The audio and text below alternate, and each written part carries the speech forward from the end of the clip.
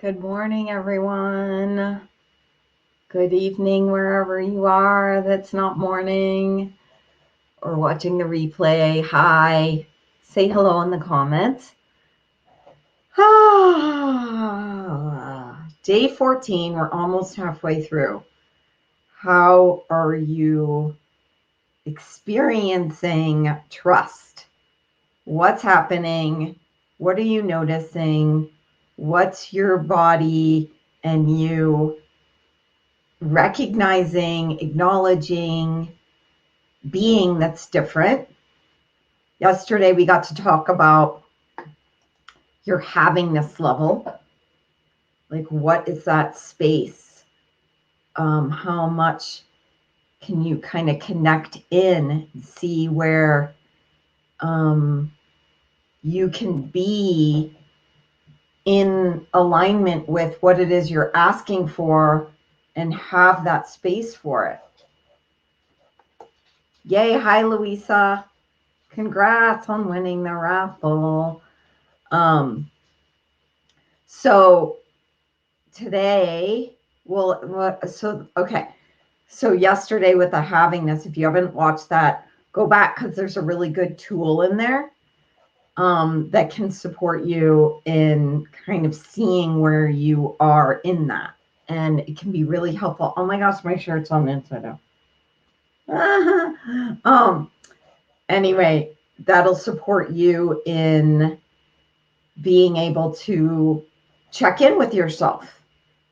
Oh my gosh, yay, Casey's here.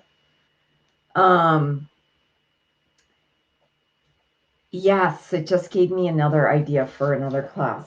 Not Casey, but this thing. Okay, we have another one. Today, I want to talk about trusting the space, trusting the silence. Trust the space, trust the silence. What do you notice happens to you when you're in space? Hi, Anne. Okay, good. So trust the space, trust the silence. What happens to you when you're in space? I'm going to give you an example. Oh, good. Leslie's here. That will probably land pretty quickly for most of you. You meet someone you like, you go on a date, and then you don't hear from them right away. You don't hear from the next day. There's space, there's silence. What meaning do you put to that? What do you decide that means? So notice that that you decide what all things mean. And when you're deciding what all things mean, then you've made a decision about something. You have defined something as so. And when you've defined something as this is the way it is, this is what's happening, then you get the emotional response to it. Hey, Nikki. And the emotional response typically is going to go to a protection mode because that's the way our mind works. In yogic terms, the mind has three minds. The first is the negative mind, which is not exactly what you're probably thinking. The negative mind is that mind where it's looking for danger. So it goes through a couple phases. It looks for danger, looks to say, okay, is there anything dangerous here? And then if you let yourself be in the moment, let yourself be in the silence for a couple seconds longer, then it'll go to, well, is there opportunity here? And that's the positive mind. The positive mind wants to see if there's opportunity there. And it also is interesting because it, in the sort of polarity of it, like it's looking for opportunity, it can be the like, yes, like the the impulse buy. The negative mind can be, yeah, the negative mind looks for danger, the positive mind looks for opportunity. And then if you wait a couple more seconds, then it can land, hi, Dory, it can land in the space of the neutral mind, where it essentially looks at both sides and comes to like, okay, well, what is the awareness that I have? The awareness is what is beyond the thinking part. So it's like, what is this? It goes to what is this? But that takes longer than most people are willing to wait and be in their own silence. And I mean, they say it takes like 7 seconds or something, but that can seem like a long time to be in the silence with, okay, well, what is this? And ultimately, the question is, what is this? So if you're just joining, I'm talking about trusting the space, trusting the silence, and what happens to you when when space shows up, when silence is there. Someone doesn't respond or send you a text or call you back when you think they should call you back. And then what story do you go into about that? So one of my mentors, Sark, who's written a zillion books and she's really amazing, she would say, don't put meaning to the silence. So it's kind of the same thing, is you decide what all things mean. Don't put meaning to the silence. When you're putting meaning to the silence, you're not allowing the universe to just do what it wants to do. You're like now stuck in this definition. So how many of you also can relate to having space, or maybe you have nothing going on? Like, how do you function when there's nothing going on? Can you be in space, or do you find that you need to fill the space? Like, that's what makes you feel valuable. That was totally me. And I still notice that sometimes for me, like, to just like do nothing, even though nothing is something, that, I used to like beat myself up over that. I was like, well, you can't be lazy or just lay around. You got to be productive. So anywhere where you have this voice in your head that says you can't be lazy, you have to be productive all the time, and that if there's nothing going on, you must not be valuable. Where have you signed value with what you do? Put all that in here. Let's destroy and then create that. And so,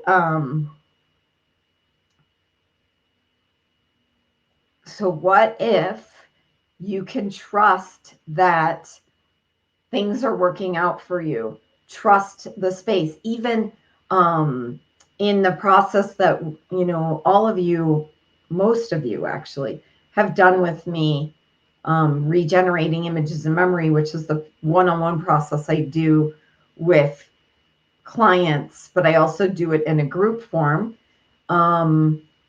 which we could do, right? We'll do this in a second. Oftentimes, I will see people and they'll be in a session and I'll say, they'll go into their body and I'll say, well, what are you noticing? And they'll say, nothing's going on. Nothing's going on. There's nothing here. Nothing's happening. And immediately have judgment about that. Like, what are the judgments you have about space and silence being wrong or bad? Silence in conversations being, oh, wow, this person doesn't like me. Someone not texting you right away. Oh, wow, this person doesn't like me. And that's one of the possibilities, that the person doesn't like you, sure. But is it always the case? And, what can you be that is more just allowing the space? allowing the space? Are there places where you give permission for space and space is right here? Okay, it's okay to have space on the weekend, but if you have space during the Monday through Friday 9 to 5, that must be that you're not, you're not valuable or you're not doing the right things. So I'm curious, are you noticing judgments around space and silence? Post in the comments if you can relate to this, where your inner critics like to come out with the wooden spoon and like smack you during those times and get you going.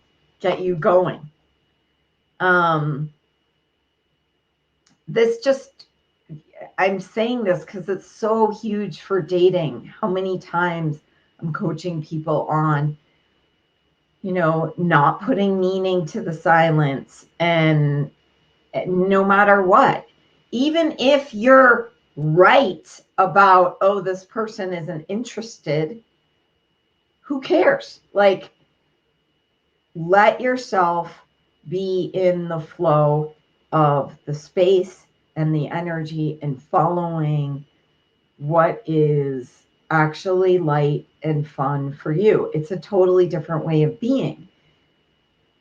If you've seen the dating diagnostic quadrants that I sometimes share, and there's that lower quadrant which just says waste of time, waste of energy.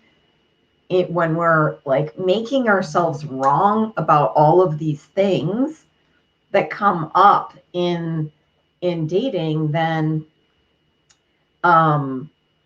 that ends up being a waste of energy. So I'm just really glad you're all here and doing this. Somebody says, yes, I've noticed that during meditations when I have nothingness, I immediately go into it's not working. Yes, that is absolutely so fascinating. Well, you get to destroy and uncreate that. And, the opposite is also true, because I think also a lot of people go into meditation and they're like, oh my God, so much is happening in my head. I'm not doing the meditation right. I'm not getting silence right.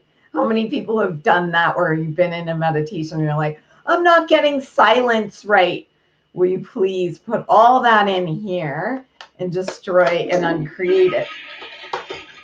Meditation doesn't have to have, there's just an awareness of what's going on. There's a presence. But if there's like chatter, okay, let it just do its thing until it doesn't. It's when you attach to it or engage with it and like let it be that distraction that makes it like grow into this like problem, I guess. When I was a kid, I had nothing of sitting around for hours reading. As an adult, I feel guilty taking time from doing work, chores, and just hanging out reading. Wow. Okay. Are you willing to change that? Are you willing to give yourself space? Are you willing to give yourself space? And it absolutely doesn't. So anywhere where any of you are associating silence and space with nothing is happening. Nothing is happening. Anywhere where you're associating silence and space with, well, this isn't working. This isn't working. Will you please destroy and uncreate that? Awesome. So what would be possible if you can allow space and silence to nurture you, to gift you? There's space in everything. There's space, there's the space around us. So there's the space, and then the energy of a table and the energy of a chair, like contrast. Then we see it as an object, but it's all space. Everything is space. And then there are these entities and elements, and yeah, so Yes, awesome. I've gotten better with allowing more space. So now bring this into dating. The other thing is, there's rhythm too. So this could be another call altogether, but there's also, are you trusting your own rhythms of times when your body is asking to be active and creating, like with your hands, with your body, with, whatever. And there are times when your body may be asking for rest, for silence, and the rhythms of all of this. Your body may, I know for my body, it likes to eat. It doesn't like to eat first thing in the morning, even though a lot of people have said you should have some sort of protein right away. My body naturally kind of likes to eat something at like 10:30 and then something else like more for 4:30 or 5ish. So that's kind of what I tend to just notice is natural. And so that's kind of a rhythm for me. And I also notice that I can get really active um, creatively in the evening. Um, so it's interesting. So I give myself permission to be silent, still be in spaciousness with no guilt or judgment. Yes, I love that. Yeah, vegging out and relaxing, that's actually a thing. Um, I remember writing a whole paper about this in high school. I wish I might be able to find it somewhere, but um, about how vegging out is like a requirement. Like you have to veg out and give yourself that time. I notice that I'm definitely asking for more of that where I can have the combination of space and creating together. Um, so right now, let's do a little process for fun. Oh, hi. Halfway live. Mandy will go back and listen to the beginning. I will trust. I will not miss what's meant for me. Yes. Okay, great. So getting comfortable in your seat, let's explore this. And just taking a couple breaths as you arrive in the space of you.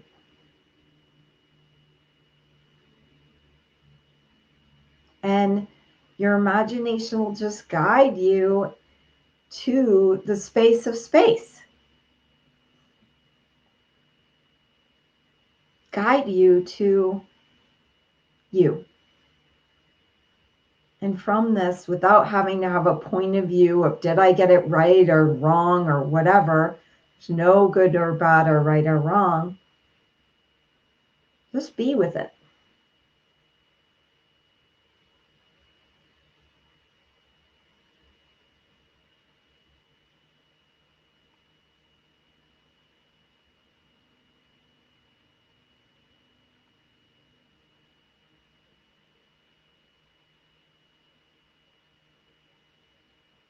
And sensing if there's anywhere in your life that would like to be nurtured by space and silence. And this doesn't mean you have to cancel appointments or turn off your online dating profile. I'm not talking about that. I'm talking about actually bringing the energy and the consciousness of space and silence as a like nurturing salve. Like what more ease can be brought into your life if you can pour over it the gravy of space and silence.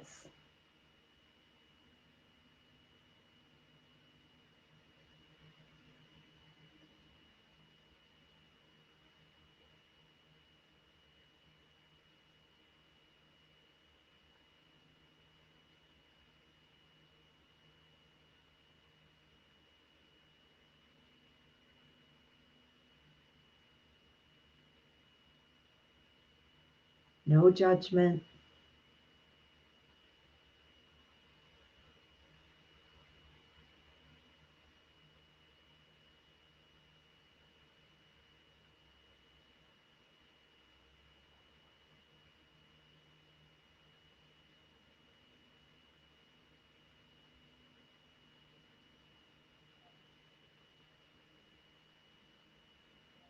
Noticing what the communion, like merging, melting into space and silence, sensing and perceiving how this can support your love life, how this can support your dating life.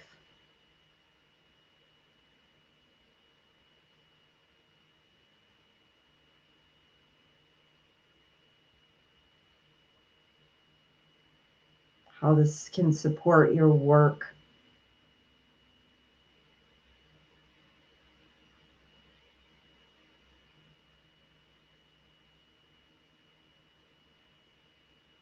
And sensing and perceiving where in the space and in the silence, as you allow it, as you be it, as you be this space and silence, as you allow it, noticing the energies within it that naturally maybe push things out of the way, that naturally pull things in. And whether you know what I'm talking about or sensing it for yourself, it doesn't matter. Just be aware. In the space and the silence, there's its own intelligence and consciousness.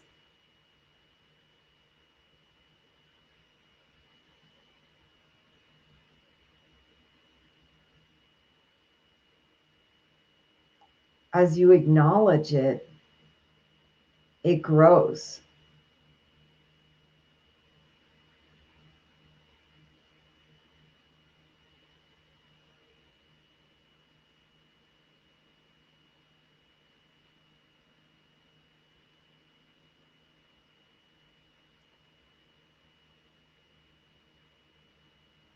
And so interestingly, I am aware of how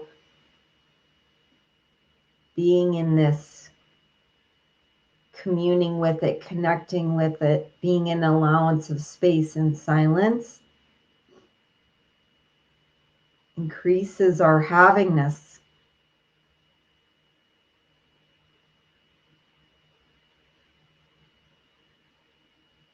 If you don't have the space to receive greater and more,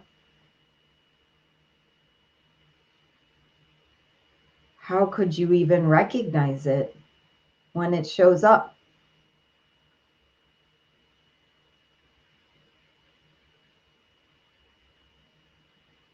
I'm also aware of how the space and the silence allows for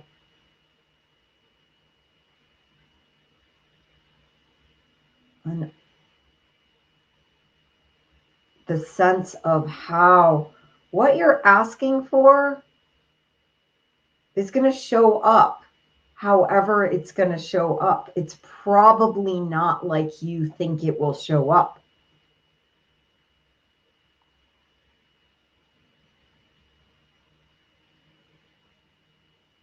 And that's not wrong or bad or less than. Anywhere where you've decided that things not showing up the way you think they're going to show up means that it's settling or less than or bad or, well, forget it, I don't want it then. Whatever that is, will you please destroy and uncreate that right now? Yes or no? Say it out loud.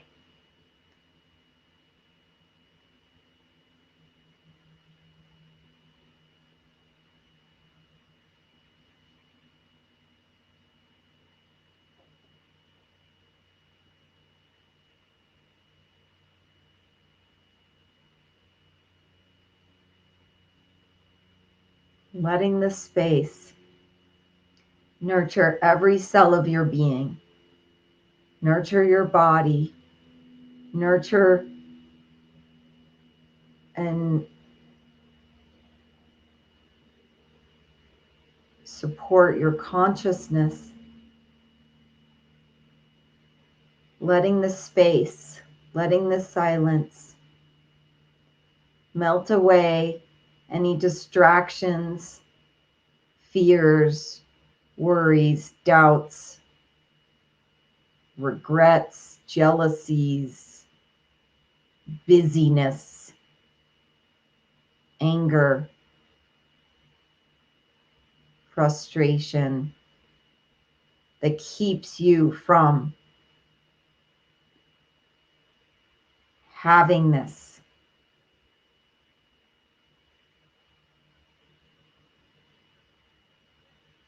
An infinite being is space. It's every space.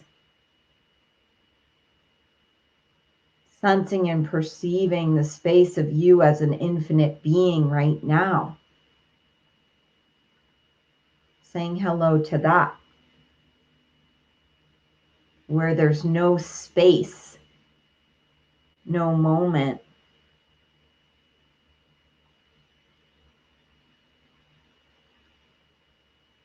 that you are not part of.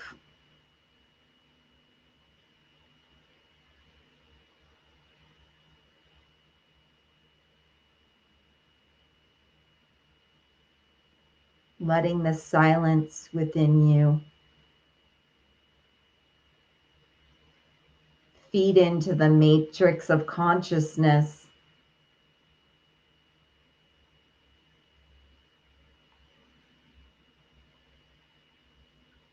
in a way that gets to contribute to it, nurture it,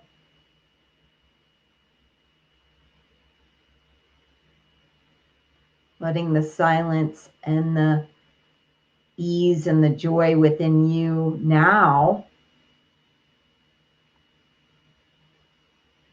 feed into the matrix of consciousness, raising the frequency all around the planet.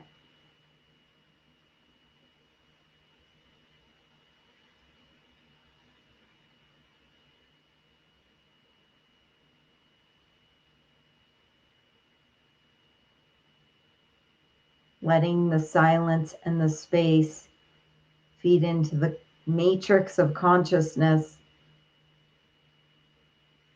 connecting to your beloved and just saying hello, hi.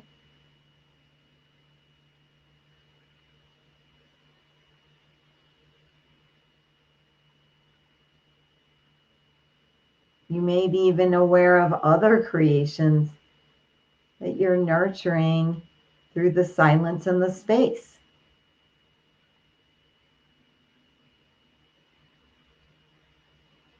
What are you asking for? A house, a next level job, more ease, a miracle, beauty,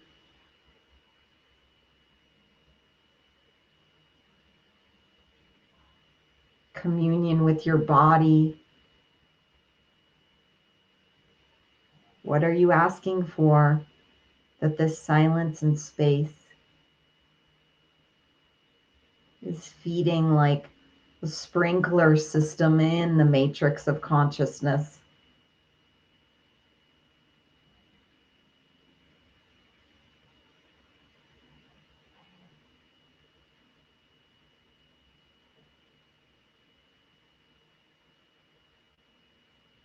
Giving yourself as much time as you like here.